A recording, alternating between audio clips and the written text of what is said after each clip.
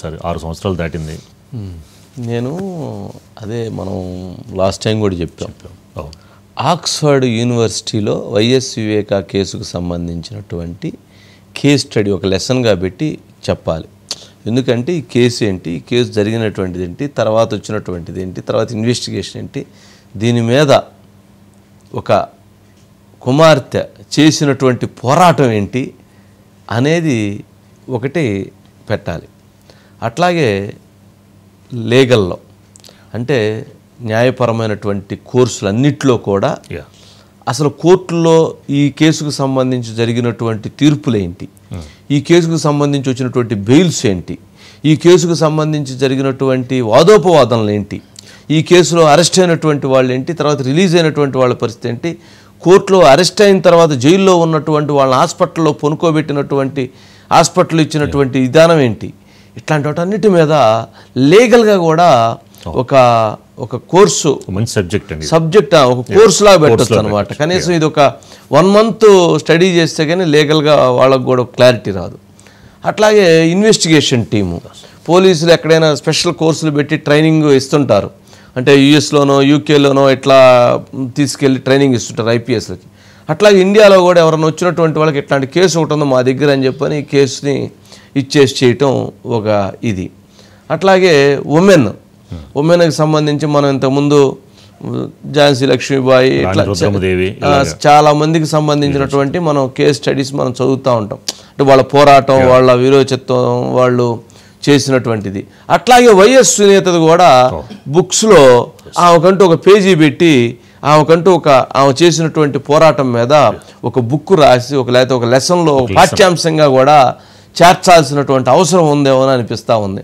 ఏమిటి న్యాయం అండి, లేకపోతే ఏమిటి ధర్మం అండి, ఏమిటి చట్టాలండి, ఏమిటి కత్తులండి, ఏమిటి అసలు విన్యాసాలు? అరే అరే అరే జడ్జిలు మారుతున్నారండి మళ్ళీ మొదటి నుంచి మొదలు. అసలు బాబా పాపం ఆమె కాబట్టి తట్టుకొని ఉంటుందండి. మన బోటు ఇంకెవరైనా సరే అసలు ఈ అంశంలో శంకరయ్య గారు మళ్ళీ చంద్రబాబు నాయుడు గారికి లీగల్ నోటీసులు పంపడం సరే. ఆయన అంటే ఇప్పుడు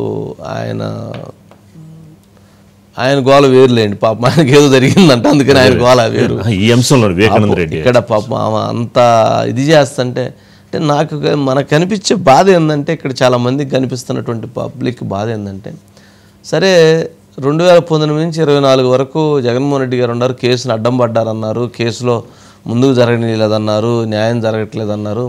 మరి ఎలక్షన్లప్పుడు కూడా దీని గురించి విపరీతంగా చెప్పారు. మరి 24లో అధికారం వచ్చిన తర్వాత 25 అయిపోయి 26 వస్తుంది, 15 నెలలు దాటిపోయింది. ఈ కేసుకు సంబంధించి ఇంతవరకు ఒక అరెస్ట్ కానీ, ఒక ఎంక్వైరీ కానీ, ఒక సంబంధించినటువంటి ఒక పాజిటివ్ కానీ జరగలేదు. అసలు ఏం జరుగుతుంది దీంట్లో? వాళ్ళు అంతే చేశారు, వీళ్ళు ఇంతే చేస్తున్నారా అన్న బాధ, ఆవేదన ప్రజల్లో, అంటే ఈ కేసును స్టడీ చేసినటువంటి వాళ్ళలో కలుగుతుంది. నిజంగా అది మంచి పద్ధతి కాదు. ఈ కేసుకు సంబంధించినంతవరకు మొన్న ప్రభుత్వం కూడా ఇంకొక ఎంక్వైరీ చేయమని చెప్పి ఆదేశించింది. ఆ ఎంక్వైరీ ఎక్కడికి పోయింది? అది ఎక్కడుంది? అది కనపట్ల, ఇది కనపట్ల. అవినాష్ చక్కగా రోజుకో ప్రెస్ మీట్ పెట్టి ప్రభుత్వాన్ని చీల్చి చెండాడేసే ప్రయత్నం చేస్తూ ఆయన వెళ్తూ ఉన్నాడు.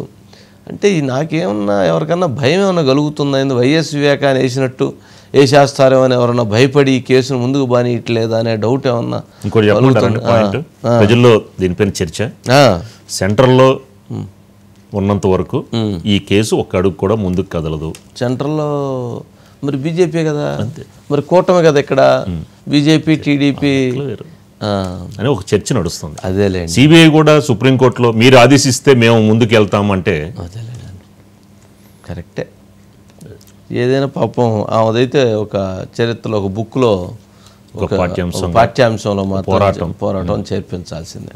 సురేష్ గారు ఏంటి ఇప్పుడు సునీత గారు ఇప్పుడు మరలా పిటిషన్ వేసినట్లున్నారు, ఈడీ విచారణ చేపట్టాలి, అసలు ఈ కేసులో 40 కోట్ల రూపాయల డీల్ జరిగింది, అందుట్లో 4 కోట్ల రూపాయలు అప్పుడు పంపకాలు జరిగినాయి, అందుట్లో క్యాష్ కూడా పట్టుకున్నారు, సీజ్ చేశారు, కాబట్టి దాని మీద ఈడీ ఇన్వెస్టిగేషన్ జరగాలి, అట్లాగే ఈ కేసులో అసలు నిందితులను విచారణ సక్రమంగా జరగలేదు, అది కూడా విచారణ జరగాలని చెప్పని పిటిషన్ వేసినట్లున్నారు. సుప్రీంకోర్టు ఏమైనా 8 వారాలు హైకోర్టుకి గడువు ఇచ్చింది, ఆల్మోస్ట్ ఒక వారం గడువు అయిపోయింది, 7 వారాల గడువే ఉంది, ఏం జరుగుతుంది? వంశీ గారు మీరు చెప్పినట్టు కోర్టుల ఆదేశాల వరకే కేసు విచారణ ఇప్పటి వరకు వచ్చింది. సునీత గారు వేసిన పిటిషన్ మీద సుప్రీంకోర్టు 2 వారాల్లో మీరు ట్రయల్ కోర్టు అంటే సిబిఐ కోర్టులో పిటిషన్ దాఖలు చేయండి. దాఖలు చేసిన పిటిషన్ని సిబిఐ కోర్టుకి డైరెక్షన్ ఇచ్చింది. మెయింటైనబిలిటీ లేదని చెప్పి పిటిషన్ ముందే కొట్టే కాకండి, మొత్తం సమగ్రంగా విచారించండి, 2 నెలల పాటు విచారించి 8 వారాల్లో మీరు ఆర్డర్ ఇవ్వండి, అంటే తదుపరి విచారణ అవసరమా లేదని సిబిఐ సుప్రీంకోర్టు చెప్పింది. మీరు ఆదేశిస్తే విచారణ జరుపుతామని, అక్కడ చెప్పకుండా మీరు ట్రయల్ కోర్టు మీరు డిసైడ్ చేయండి అన్నారు. కాబట్టి 2 నెలల్లో తదుపరి విచారణ జరుగుతుందా లేదా అనేది మనకి సిబిఐ కోర్టు తేల్చబోతుంది. అయితే ఇందులో ఒక అంశం ఉంది, కీలకమైన అంశం. అంటే సునీత గారు కూడా వాదిస్తున్నది అదే. ఇప్పుడు తాజాగా పిటిషన్ దాఖలు చేశారు. ఇప్పుడు దాని మీదనే సిబిఐ కోర్టు విచారణ జరిపి నిర్ణయం తీసుకోవాల్సి ఉంది. అయితే ఇందులో ఒక అంశం సునీత గారు కానీ ఇతరుగా మన సిబిఐ కానీ చెప్తున్న అంశం, మనకి అవినాష్ రెడ్డి గారికి bail petition Telangana high court bail order ఇవ్వడానికి ముందు వ్యతిరేకిస్తూ ఒక పిటిషన్ దాఖలు చేశారు. సిబిఐ తరఫున పిటిషన్ దాఖలు చేశారు. ఏంటంటే మామూలుగా విచారణకు సహకరించట్లేదు అవినాష్ రెడ్డి గారు, కస్టోడియల్ ఇంట్రాగేషన్లో అయితే మాకు చాలా వివరాలు వస్తాయని చెప్తూ కొన్ని ప్రశ్నలని కోర్టు దృష్టికి తీసుకెళ్లారు వంశీ గారు.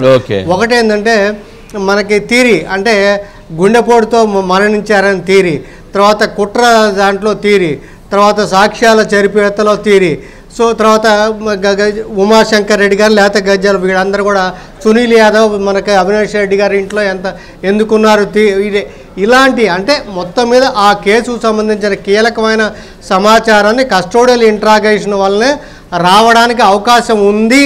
కాబట్టి మాకు కస్టోడియల్ ఇంట్రాగేషన్ అవసరం అని చెప్పి తెలంగాణ హైకోర్టులో పిటిషన్ వేశారు.